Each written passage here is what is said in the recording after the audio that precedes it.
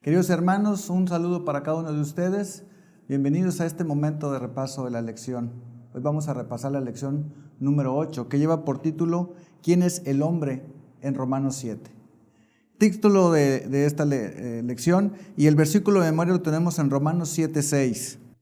Ahora estamos libres de la ley por haber muerto para aquella en que estábamos sujetos, de modo que sirvamos bajo el régimen nuevo del Espíritu y no bajo el régimen viejo de la letra. Hermanos, este capítulo de Romanos 7 por mucho tiempo ha sido un capítulo de grandes conflictos a nivel teológico. Grandes aspectos se debaten en este sentido y muchas veces los teólogos ni siquiera se han podido poner de acuerdo en qué momento ha surgido este capítulo. Sin embargo, encierra dos verdades claras. ¿Qué tanto puede ser la lucha del cristiano con el pecado? ¿Y en qué momento, si esta lucha se convierte en un aspecto de una autobiografía, como lo sucede en el caso de Pablo? Pablo, al relatar el capítulo 7, está hablando de su propia experiencia personal en cuanto a su vida, y la discusión siempre ha sido si esto fue antes de su conversión o después de su conversión. Pero independientemente de eso, lo que está inherente es que todo cristiano tenemos una lucha constante con el pecado. Tenemos una lucha constante con nuestro viejo hombre y tenemos una lucha constante con aquello que debe de ser lo que rija nuestra vida y nuestra voluntad.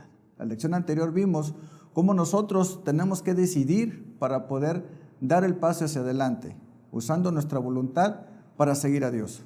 En este momento hemos de ver en qué tanto esta experiencia cristiana y la experiencia del pecado puede convertirnos realmente hacia nuestro Dios. Veamos en Romanos capítulo 7 y versículo 12. De manera que la ley, a la verdad, es santa, y el mandamiento santo, justo y bueno. Hermanos, no podemos hablar de la ley de Dios sin hablar de su santidad. En muchos aspectos, la gente y las diferentes corrientes de pensamiento teológico han querido desvirtuar y a la vez decir que la ley ha sido clavada en la cruz. Pero no podemos disgregar una parte de la ley del todo. En este sentido, la ley en todo momento siempre se ha manejado como santa y como el carácter directo de nuestro Dios puesto para nosotros.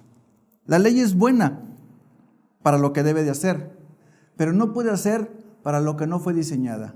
La ley solamente nos indica el pecado, pero no puede ser el medio por el cual nosotros alcancemos la salvación.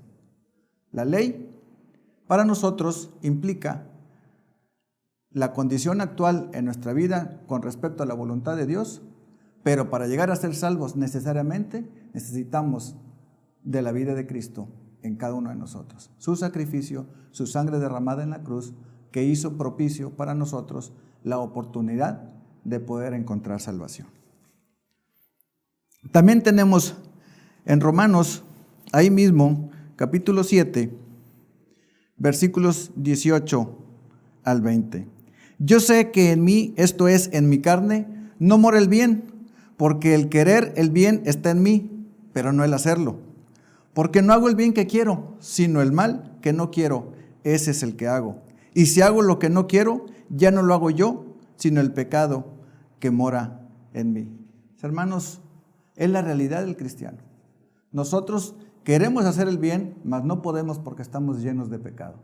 Queremos hacer la voluntad de Dios y no podemos porque nos dejamos llevar por las circunstancias de pecado.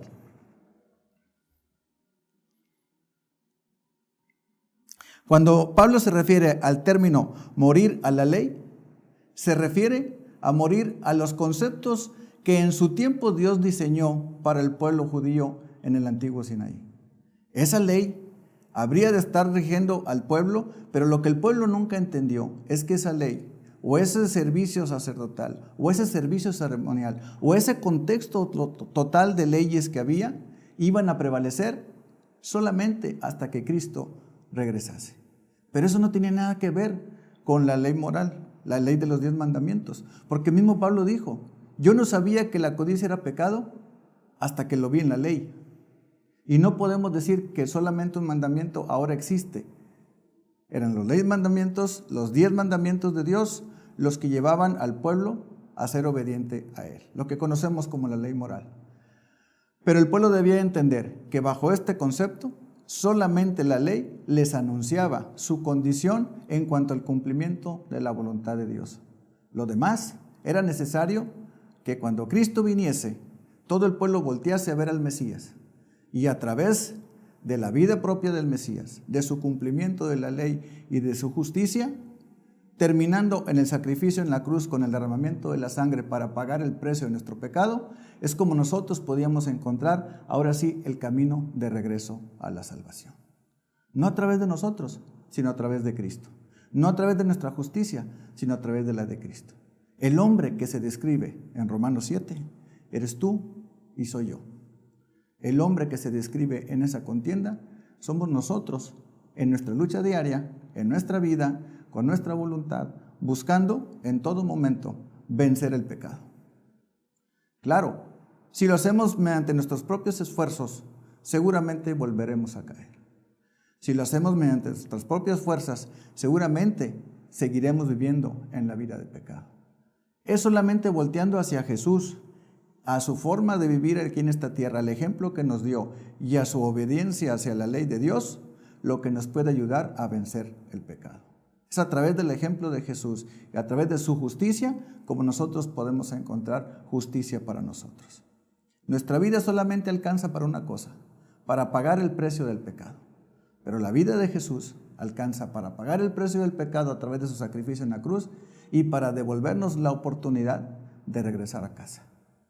Este viejo hombre que se regía por esas leyes y por esos antiguos ceremoniales muere en el momento en que decide aceptar a Dios, cumplir su voluntad y aceptar el sacrificio de Jesús. Es el momento de que tú y yo decidamos en nuestra vida de una vez y por todas cuál va a ser el destino de nuestro futuro. ¿En qué lo vamos a depositar? ¿En nuestra vida de pecado? ¿En nuestro antiguo yo? ¿En un concepto de ceremonias y de leyes? ¿O aferrarnos al sacrificio de Jesús, a su justicia, hacerla propia y permitir que este regalo de gracia de Dios sea efectivo en cada uno de nosotros? Dios quiera que para ti y para mí la decisión sea aceptar a Jesús y llevar de ahora en adelante una vida completa de entrega a Él y que Dios pueda cumplir su voluntad en cada uno de nosotros. Que Dios te bendiga.